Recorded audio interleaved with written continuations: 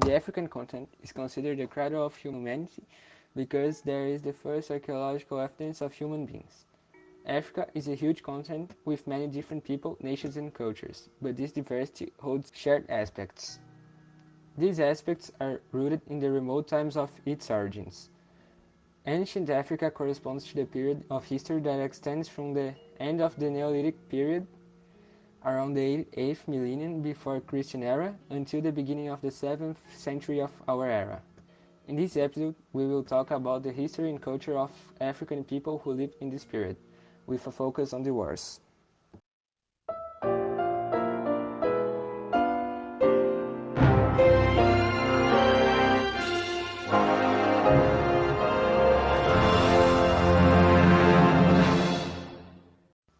Africans are among the first to develop writing.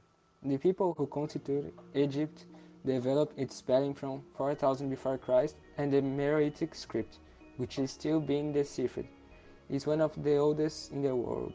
In addition to these Egyptian and Meroitic hieroglyphics, there are several other writing systems developed by black African people, before and after the Muslim invasion that introduced Arabic writing. A basic fact of traditional African societies is the collective ownership of land. The air was considered an invisible and inalienable communal good, as it belonged to nature. Furthermore, the king played a special role as the regulator of distribution of wealth. In agricultural societies, the role of women in economic production and organization is highlighted. Therefore, many traditional African societies have been matrilineal since time immemorial. The family lineage is traced concerning on the mother.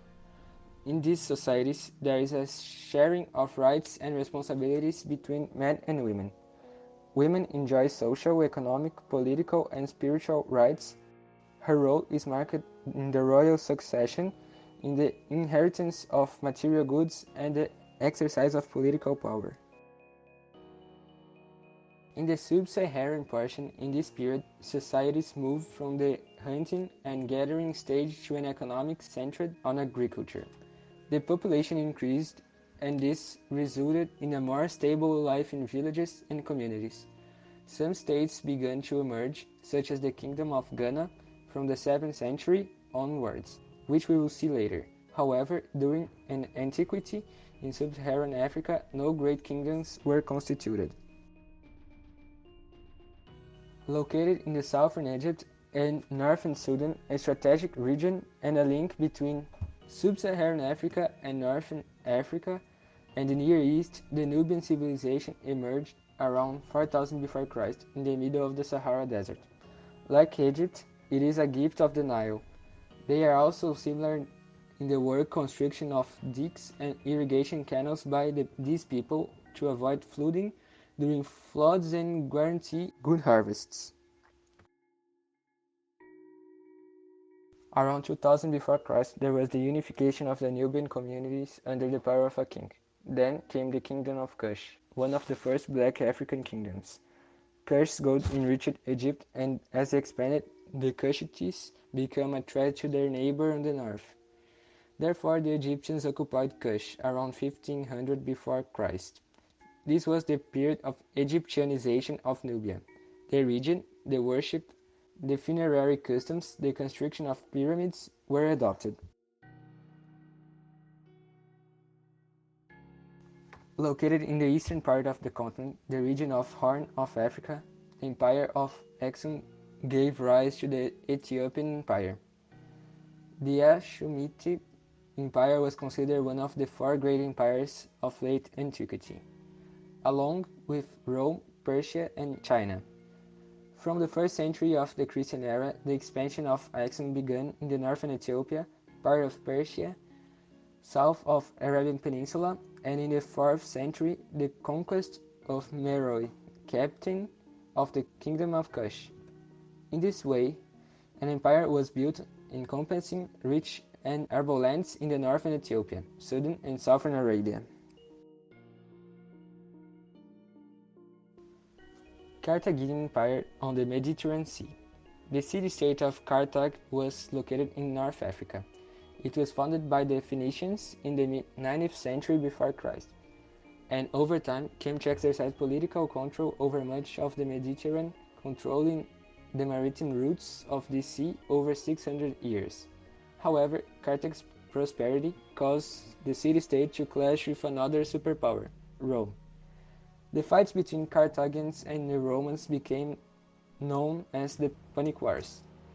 Carthage has an extensive and powerful war fleet to protect the maritime trade routes that carried gold from the Gulf of Guinea and tin from the British coasts. Despite its military strength, at the end of the Third Punic War, Carthage was set on fire, decimated, and its ground was salted so that nothing could grow on it. It was 146 before Christ when the empire and the hegemony of Carthage in the region. African people had a great influence from the war on their cultures, dress, and actions.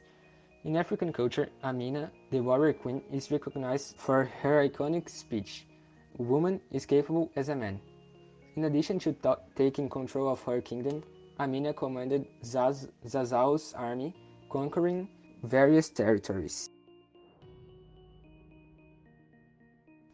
An example of a community that war was influenced in its general aspects was the Hyksos.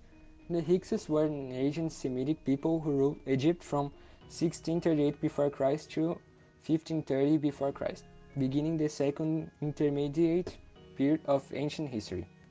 Egypt it included not only a people or an origin, but the whole set of foraging people that settled in Egypt, mainly in the delta from the end of the Middle Empire more concretely. The Hyksos did not have great influence in other Egyptian regions. They had different cultural traits from the Egyptians, being different in several aspects, such as the city, the house, and particularly in the burials. Despite having assimilated the customs and religion of the Egyptians, with Set as the main deity, the Hyksos preserved in Egypt Syrian, Palestinian, and Mesopotamian cults, such as Anaf or Astarte. The Hyksos had weapons and tools of war more advanced than those people of their time. War was presented in variety of implements, which contributed to the introduction of the horse and chariot. Their composite bow improved battle axes and advanced fortification techniques. At one time in Egyptian history, there was a great political dispute between Pharaoh and the religious administrative elite of Egypt.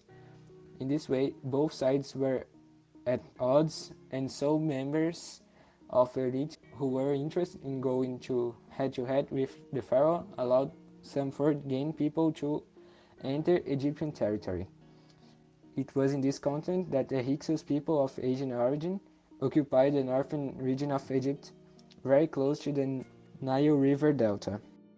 The invasion was made with a single objective: to find fertile land for agricultural cultivation, something that in the Egyptian region was completely viable due to the Nile River.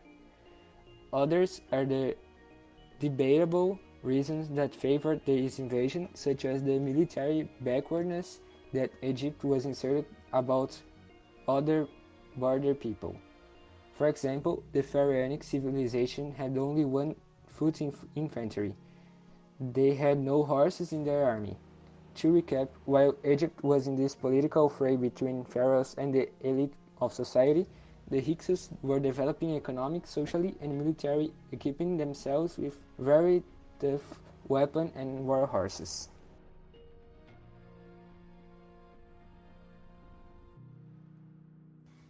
In short, Africa is the cradle of humanity, with records of the first human fossils.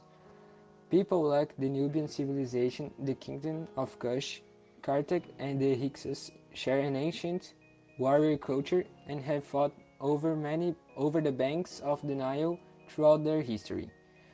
In addition to traditional African societies had also had in common matrilineal and the appearance of the female figure, with social, economic, and political and spiritual rights. We hope you enjoyed learning the history of the ancient people of the American continent, Egypt, India, and Africa in a dynamic and fun way. Thank you for joining us on this adventure, and until the next one.